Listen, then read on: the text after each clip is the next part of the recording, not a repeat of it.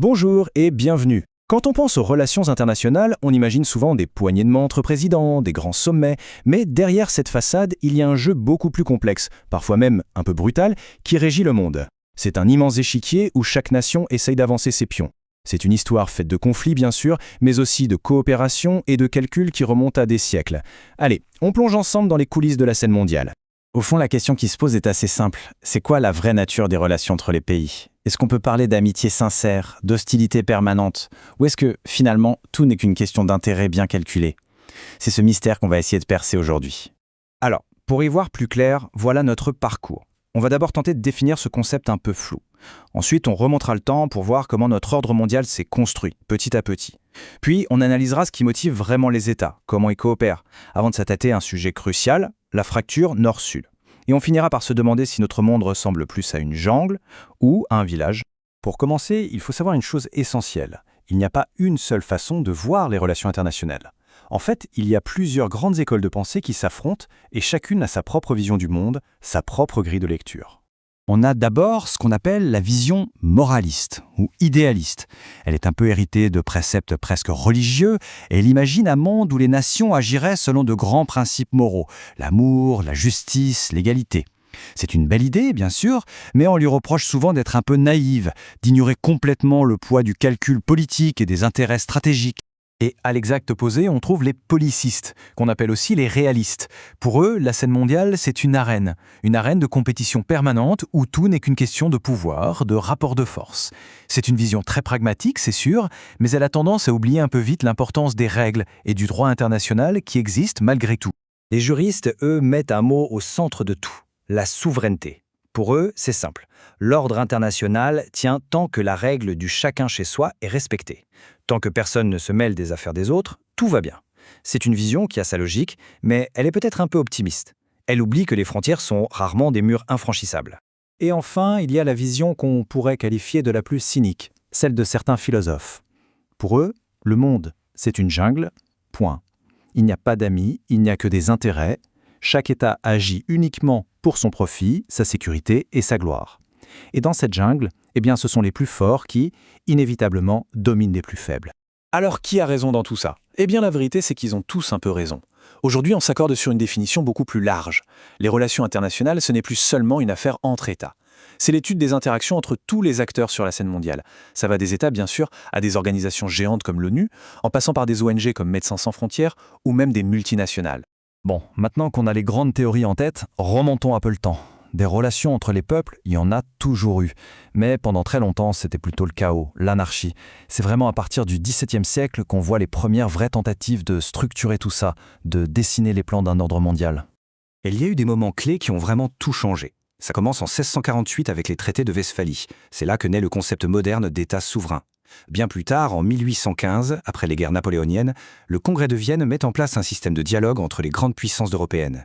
Mais en 1884, la conférence de Berlin montre une facette bien plus sombre. Les puissances européennes se partagent l'Afrique sans aucune considération pour les peuples locaux.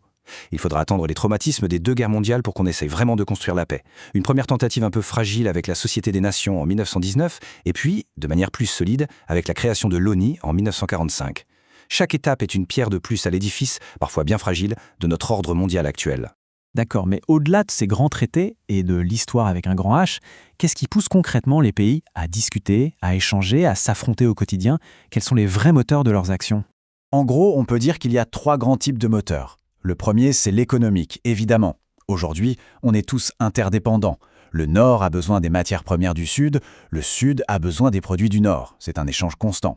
Ensuite, il y a l'intérêt diplomatique et stratégique. On cherche des alliés, on essaie d'assurer sa sécurité. Et enfin, il y a l'intérêt humanitaire. Face à une pandémie, une catastrophe naturelle, il y a une forme de solidarité qui se met en place. Puisque ces intérêts existent, les nations sont bien obligées de coopérer. Mais concrètement, comment ça se passe? Comment on fait pour travailler ensemble? Il existe plusieurs cadres, plusieurs échelles pour ça. Cette coopération peut prendre plein de formes différentes. La plus simple, c'est la coopération bilatérale, juste entre 2 pays.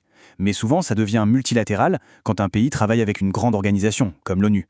Et puis, on peut zoomer. Il y a la coopération régionale, comme un pays membre de l'Union européenne par exemple, et même sous-régionale, comme le Cameroun au sein de la CEMAC en Afrique centrale. Chaque échelle a son rôle, de la gestion des problèmes locaux aux grands défis planétaires. Par contre, attention, Il serait vraiment naïf de croire que toutes les coopérations se valent. Une des plus grandes tensions dans le monde d'aujourd'hui, c'est la fameuse fracture entre les pays riches, qu'on appelle le Nord, et les pays en développement, le Sud. Et leur relation est très souvent déséquilibrée. On dit souvent que la coopération Nord-Sud est verticale. Imaginez une aide qui descend d'en haut, d'un pays riche vers un pays pauvre. Le problème, c'est que ça peut créer une dépendance, voire une forme de domination. En réaction à ça, on voit se développer de plus en plus une coopération Sud-Sud, qui, elle, se veut horizontale. Là, c'est une solidarité entre égaux, entre pays qui se ressemblent, pour essayer de gagner en autonomie. Alors, qu'est-ce qui coince pour qu'on ait une coopération plus saine? Les obstacles sont énormes. Il y a la dette écrasante des pays du Sud, leur dépendance commerciale, le fait que le transfert de technologie du Nord vers le Sud soit très limité. Et puis, il y a un système financier mondial qui est clairement dominé par le Nord. Résultat, dans les grandes réunions internationales, on assiste souvent à un dialogue de sourds où les demandes du Sud sont poliment écoutées, mais rarement prises en compte. Et tout ce dilemme, il est brillamment résumé dans cette citation de l'économiste nigérien Adebayo Adedeji. Il dit « L'aide ne peut être utile que si elle nous permet de nous passer de l'aide, si elle cesse de nous asservir. » Tout est dit.